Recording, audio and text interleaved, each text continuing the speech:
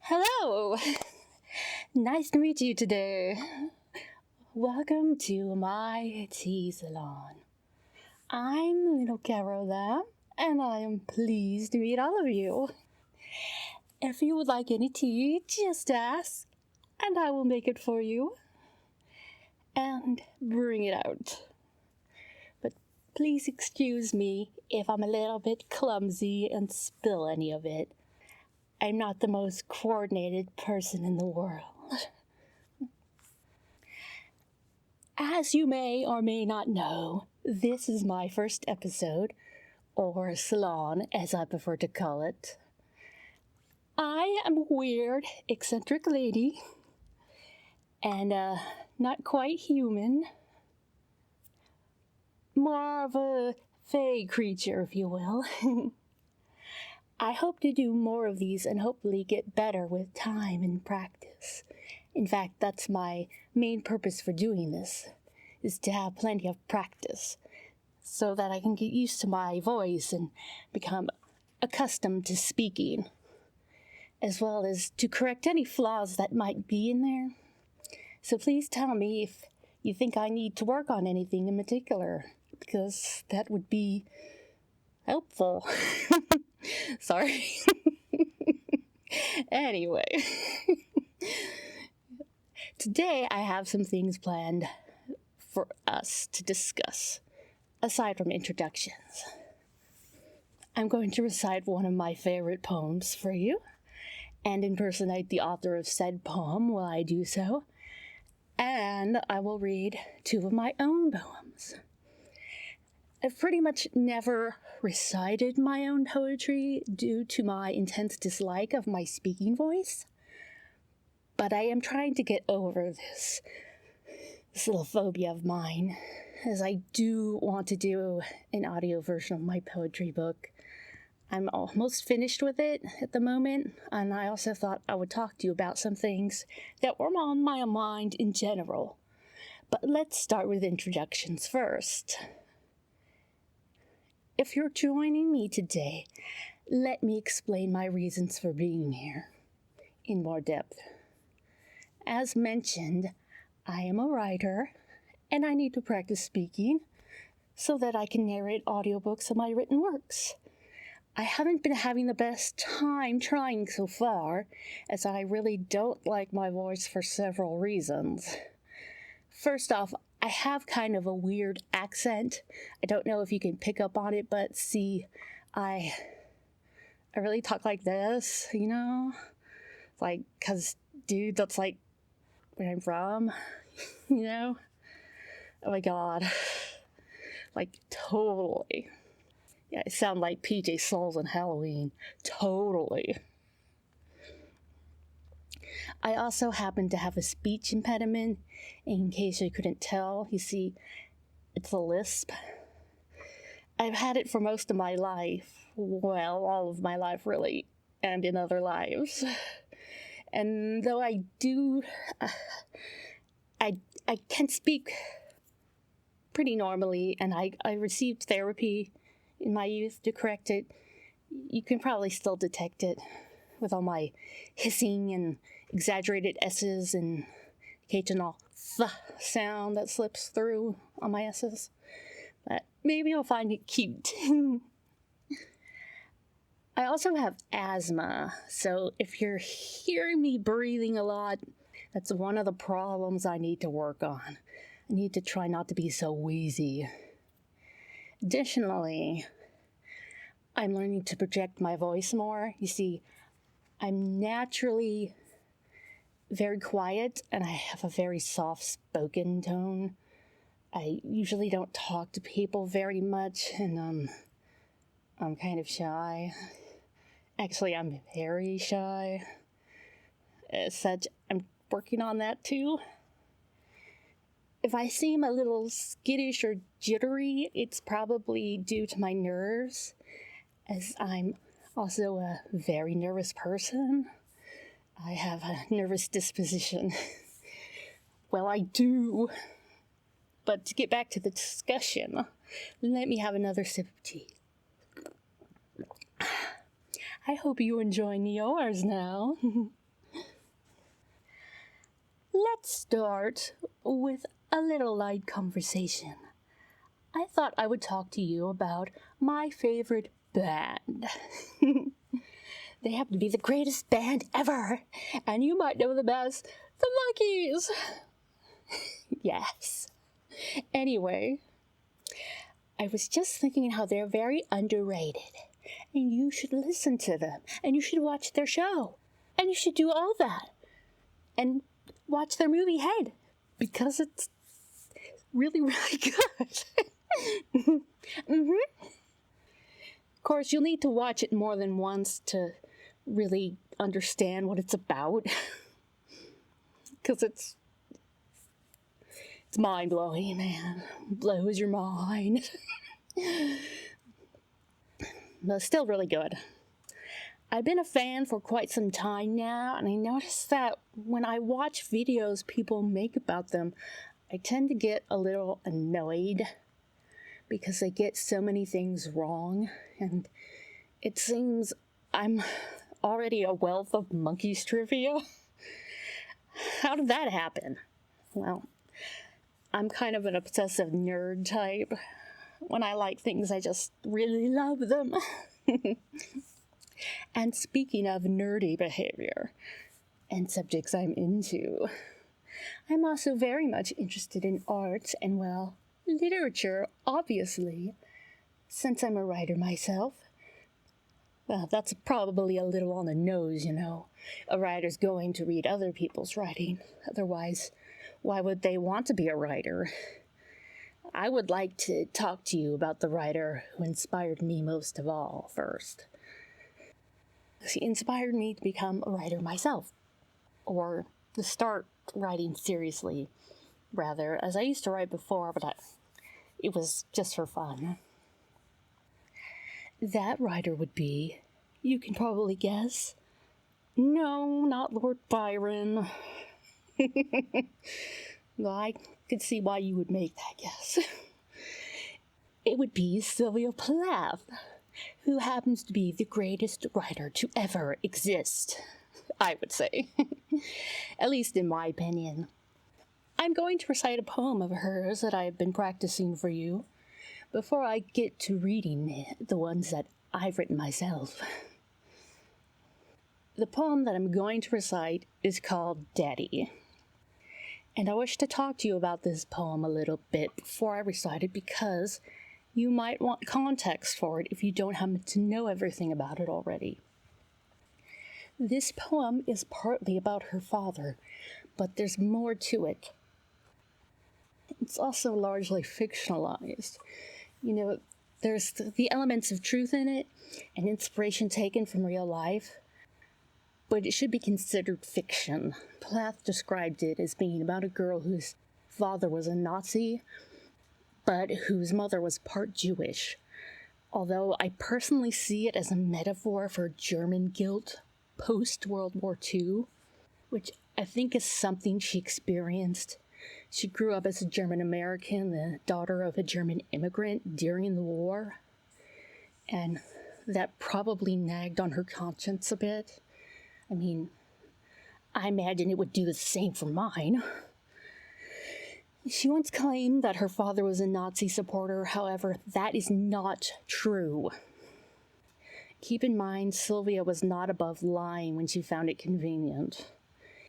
It would have made no sense anyway, seeing as Otto Plath, her father, like many others, became an ardent pacifist during and after the devastation of World War I. Some of his relatives back in Germany, or at least quasi-fascist sympathizers, that's a hard word for someone with a lisp, sympathizers. But they had already disowned him for turning his back on Lutheranism in favor of Darwinism when he became a biologist. What's more, it should be noted that there was an actual FBI file on Professor Plath while he was alive in the 30s to investigate whether he had Nazi ties, and they cleared him of it. I don't want you to think that this is pro-hatred or pro any of that nastiness of the subject matter. but it deals with that as a metaphor for an oppressive thought pattern and dysfunctional relationships. And as I said, I think there's also that sense of shame coming from that particular community, not really wanting to be a part of it and feeling alienated from your own roots and family. This poem also has something to do with the breakdown of her marriage, but I would really rather not focus on that because I find that people are quite fixated on assigning blame for it, and in reality, there's blame to go around. If you've ever been in a relationship that fell apart and got ugly like that, and if you've struggled with mental illness yourself, I think you would have some idea that it's not simply, well, he's a pig and it's all his fault. It's many, many, many, many, many, many, many, many, many, many, many, many, many, many things. It doesn't mean that people don't still love each other or that they don't put any effort into it. I mean, look at my relationships, my marriage, and, well, it certainly wasn't the best. It actually was the best for me, and I managed to work it out, at least to an extent, despite our separation, but let us discuss that another time. Now, to get to the reading, I would like to reiterate what I said, that I have been working on my impression of her voice, which is quite different from my own, being as I'm not from Boston, and I've never lived in the UK. Well, not recently. But my voice is also much higher register, and it might show that I'm not that educated. Well, I'm educated, but not formally. I mean, I'm not a Cambridge graduate. I was never an English professor, which you know she was, even if it was only for like a semester. And I never went to any of the Seven Sisters colleges. I certainly wanted to, but oh well, c'est la vie. So let me begin now. As I said earlier, this poem is Daddy. You do not do any more black shoe in which I have lived like a foot for 30 years. Poor and white, barely daring to breathe or chew. Daddy, I have had to kill you. You died before I had time. Marble heavy, a bag full of God, ghastly statue with one gray toe big as a Frisco seal, and the head in the freakish Atlantic where it pours being green or blue, in the waters off beautiful Nauset. I used to pray to recover you. Ach, du. In the German tongue in the Polish town, scraped flat by the roller of wars, wars, wars. But the name of the town is common. My Polack friend says there are a dozen or two, so I never could tell where you put your foot, your root. I never could talk to you. The tongue stuck in my jaw. It stuck in a barbed wire snare. Eesh, eesh, eesh, eesh. I could hardly speak. I thought every German was you, and the language obscene. An engine, chuffing me off like a Jew to Dachau, Auschwitz, Belsen. I began to talk like a Jew. I think I may well be a Jew. The snows of the Tyrol, the clear beer of Vienna, are not very pure or true. With my gypsy ancestress and my weird luck, and my Tarok pack, I may be a bit of a Jew. I have always been scared of you, with your Luftwaffe, your gobbledygoo, and your neat moustache, and your Aryan eye, bright blue.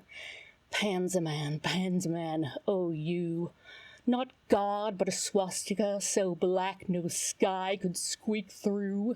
Every woman adores a fascist, the boot in the face, the brute heart of a brute like you.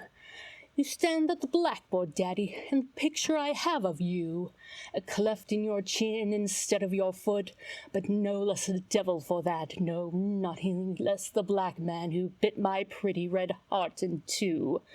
I was 10 when they buried you. At 20 I tried to die and get back to you. I thought even the bones would do. but they pulled me out of the sack and they stuck me together with glue. And then I knew what to do. I made a model of you, a man in black with a Mein Kampf look and a love of the rack and the screw, and I said, I do. So, Daddy, I'm finally through. The black telephone's off at the root, the voices just can't warm through. If I've killed one man, I've killed two. The vampire who said he was you and drank my blood for a year. 7 years if you want to know.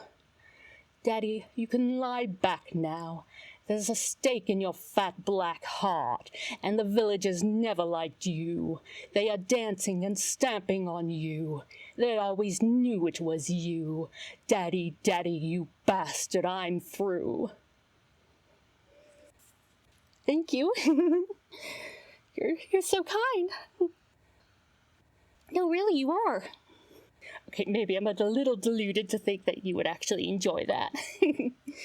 The real thing is so much better, but I do need my practice. I have some more things to discuss before we call it a night. As I mentioned before, I've been a writer myself for a very long time, and as I said, Sylvia Plath is probably my greatest inspiration, at least in my period of being serious about writing, which goes back to, I was about 12, maybe 13, more technically, that year. I won't tell you which one, but I have written a book of my own.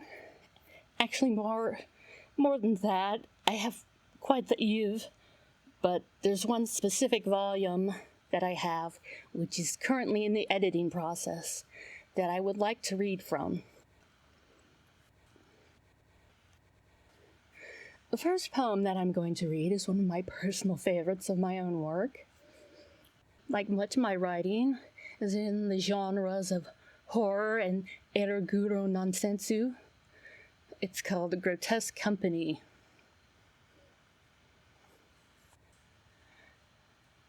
I await you at every turn, seen in the flash of the will-o'-the-wisp, in each dark, dirty crevice you dread looking in. I'm there. I never left you, not for a second. My name is Pestilence, and such is my nature. A veil of maggots I wear, a dress of worms. Flies are my jewels, my perfume is bile. Step into the bogs and greet me. Take my hand. This is what I am. Putrid flesh, muck, vomit. My limbs writhe in the squalor of this place. I slither among rotten crops in an air of malodor. Each breath I exhale is a plague. That is all my doing. I clutch to my side a decomposing carcass of babe. Look into its face, look into mine. I am your bride. Thank you. As you can see, I have kind of a morbid nature when it comes to writing. Or rather, everything. Well, more morbid mixed with eccentric. I suppose it comes from being a manic depressive and a Gemini. I have two sides to me, And one is kind of, not always cheerful, but a bit more upbeat and zany, if you will. And likes to giggle a lot, like an idiot, like I'm doing now. The other side is more morose and downtrodden, and not especially fun. Well, not in the usual ways. But I try to make my own fun, even if it's more of a gallows humor. I kind of think that's a much more fun form of comedy anyway. An underrated one, especially. And if you haven't guessed already, my darker side is where most of my poetry comes from.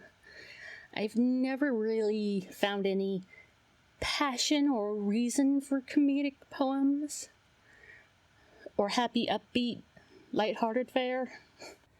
They just don't seem right to me. if you're going to express passion, you might as well do it. And well, that passion that I have from my hypomanic phases is a bit different. I think I save that for my prose writing more. It's not so much mainstream comedy as it is, well, passionate. I will now read to you a second poem that I've written, because I like to torture you.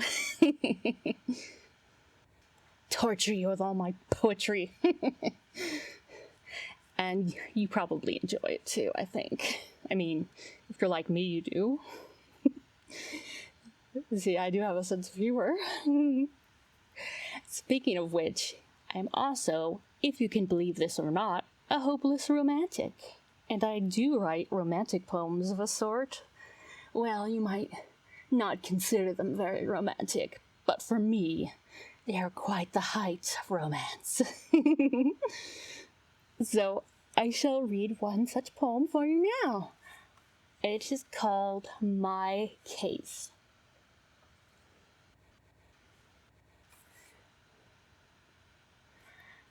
You do not love me, I know that now. I only love those who can never love me back. That is how much I hate myself. Deep inside me, I desire pain. I want to feel alive. I want to feel real. Every passing moment away has been anguish. This is the reason I'm going under. I fall deeper into this tangled web you weave with tender fingers. I am at your mercy. I bow willingly. Each is spent of heart, but you have never left me. Your handprints sunk down to my very skeleton. I meant to scrape them off, yet they are so exquisite. Have you parted with the flesh and hair you took? Do they fill you with the scent of my memory? I would like to send you every piece of me, limbs and packages. I'm not sure that you don't already have most of them. Have you not digested my brain, swallowed my breast? My agony is intended to satiate you. Let me be your meal, if not your slave.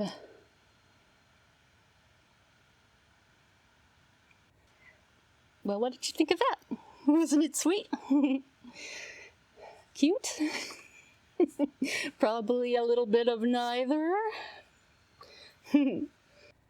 Well, you're entitled to your opinions, I suppose. I do hope you enjoyed it. Even if it wasn't particularly great, or even if it was more my reading that was the problem. I'm still learning.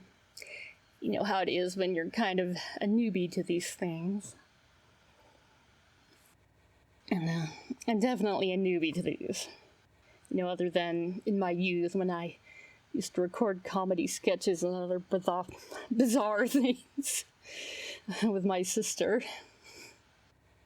And I lisped then too. We had a lot of fun doing that, but they were quite off the wall and bizarre. Bizarre. We made our own little series, which was basically an intentionally blatant ripoff of Dracula. I'm not sure if my sister would get upset if I told you about it, but it was really funny. We all played multiple parts, and since we have the soundtrack from Bram Stoker's Dracula, we would play that in the background. Give it a nice atmosphere. Alas, we don't have any of those recordings any longer. They're long gone. I'm not really sure where they went, but this is well over 20 years ago. They were on cassette, because that was way back in the Stone Ages, as I said. Before any of you young whippersnappers brought about your MP3s and your whatever the hell they are. I don't know what you got these days. Seriously. I still don't really understand a lot of that technology, to be honest with you. But I'm an old soul, as you may have guessed. I'm getting a little bit tired now, so I think I should wrap this up. I hope that you found a good time here in my tea salon, in my humble old manor house. I hope that this goes well enough that I can do a second one, and that you will join me again. Wouldn't that be fun? I think we could have a very nice time, right? But if not, thank you for listening this time, if nothing else. Allow me to thank my assistant of sorts for helping me with all the technical duties, as well as putting up with all this quixoticism. She's a miracle worker. And now, without any further ado, I will say farewell. And keep reading and keep being yourselves, no matter what society tells you, because I accept you, just as I hope that you accept me, despite all my quirks. Well, I guess I should end the postscript here before it goes on too much longer. Until next time.